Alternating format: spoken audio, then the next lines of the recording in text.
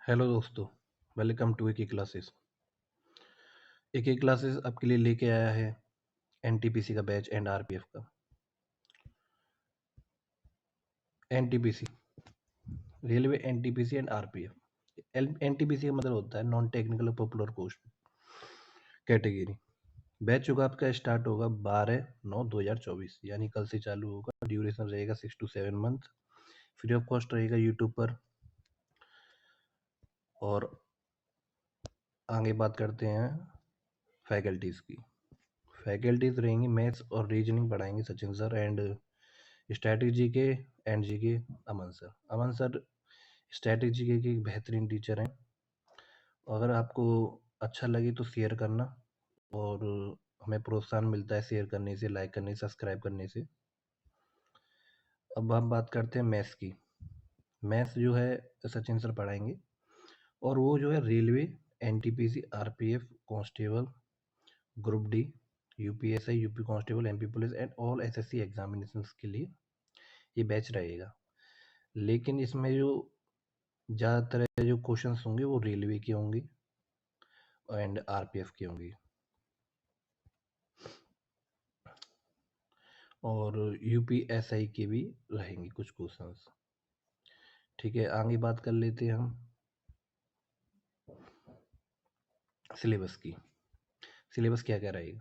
Syllabus में रहेगा percentage, profit loss, discount, simple interest, compound interest, ratio, proportion, age and partnership, mixture and alligation, average, time and work, pipe and cistern, time and distance, train, race. Race तो रहेगा, और circular जो motion में भागते हैं ना वो वाला, boat and stream, number system, LCM and HCF, simplifications, algebra, trigonometry, height and distance, geometry, mensuration, statics. Mensuration में दोनों रहेगा 2D 3D, statistics and probability, data interpretation. और इसमें जो हम पहले चालू करेंगे वो एडवांस मैथ चालू करेंगे, जिसमें हम जैसे कि अलजेब्रा हो गया, नंबर सिस्टम हो गया,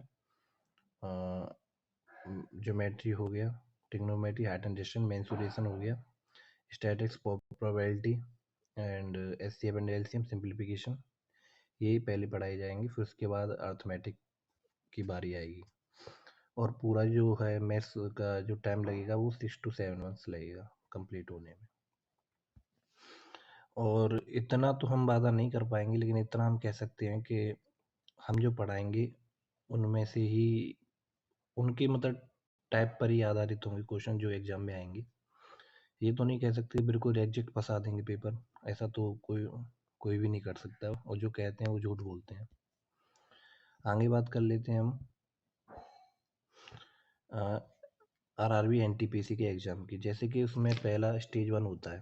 स्टेज 1 में जो है नेगेटिव मार्किंग रहेगी 1/3 की, और टोटल नंबर ऑफ क्वेश्चंस रहेंगे। टोटल नंबर ऑफ कैंडिडेट जो शॉर्ट लिस्ट किए जाएंगे वो 20 टाइम्स किए जाएंगे, यानी 20 गुना बच्चों को सीबीटी 1 में, सीबीटी 1 के बाद सीबीटी 2 में बुलाया जाएगा। उसके बाद जो है सीबीटी 1 की बात कर ले। सीबीटी 1 में हमारे 100 क्वेश्चंस रहेंगे। 100 क्वेश्चंस में से मैथ्स के रहेंगे 30 क्वेश्चंस, एंड रीजनिंग के रहेंगे 30 क्वेश्चंस, जीके के रहेंगे 100 क्वेश्चंस। ठीक है, और उसके बाद है स्टेज 2। जैसे सीबीटी 1 हो जाएगा, सीबीटी 1 के बाद हमें 20 गुना बच्चों को बुलाया जाएगा। 20 गुना बच्चों को बुलाने के बाद उनका सीबीटी 2 होगा। सीबीटी 2 में जो है मैथमेटिक्स रहेगा 35 क्वेश्चंस, 35 मार्क्स के, एंड रीजनिंग रहेगा 35 क्वेश्चंस, 35 मार्क्स के, जनरल अवेयरनेस रहेगा 50 क्वेश्चन, 50 मार्क्स के।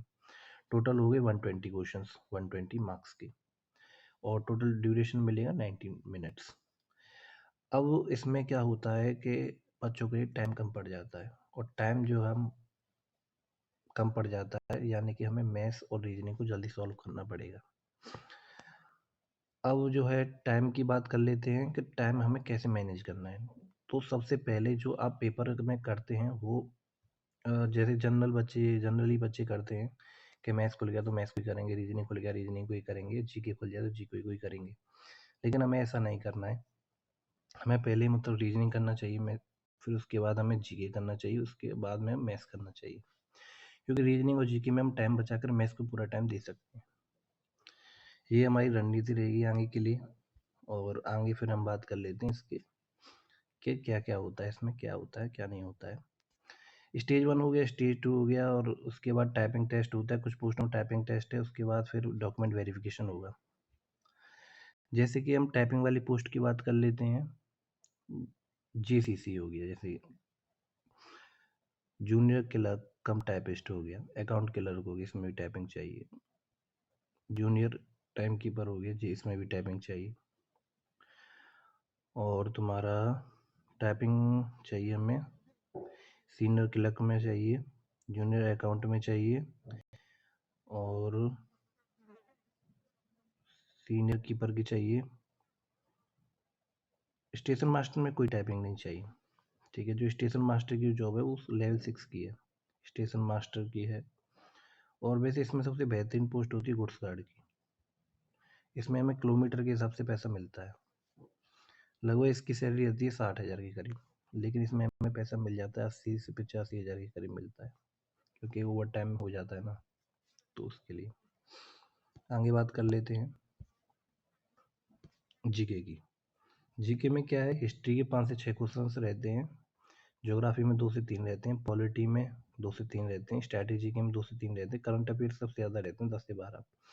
और मुझे लगता है इस बार जो है स्ट्रैटेजी के ज़्यादा रहेंगे, लगभग 6 to 7 क्वेश्चन।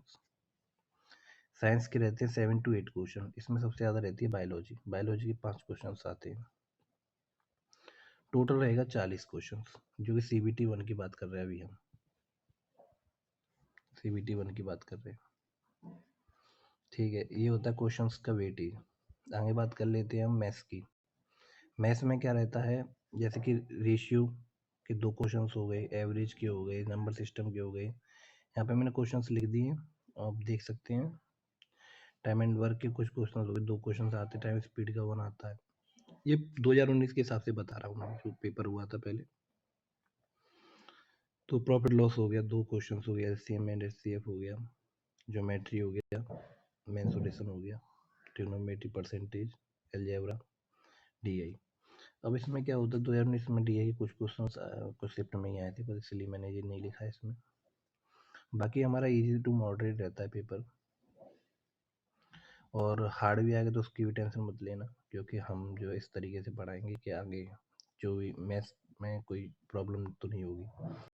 और उसके बाद हम प्रैक्टिस सेट भी चलाएंगे, प्रैक्टिस सेट जो कि यूट्यूब पर रहेंगे। आप मतलब उन वीडियो को देखना, स्टॉप करना, पहले क्वेश्चन सॉल्व करना, नहीं हो तो आगे के लिए हमें ये वीडियो देख लेना, और उसमें बेहतरीन सॉल्यूशन मिल जाएंगे आपको, कम टाइम में कैसे करना है, कैसा अप्रोच रहेगा। आगे बात कर लेते हैं हम जनरल इंटेलिजेंस और रीजनिंग की। रीजनिंग तो वैसे ज़्यादातर इजी ही रहती है, लेकिन कुछ क्वेश्चन ऐसे आ जाते हैं हार्ड। अब हार्ड क्यों लगते हैं हमें, क्योंकि हमने प्रैक्टिस नहीं की होती है।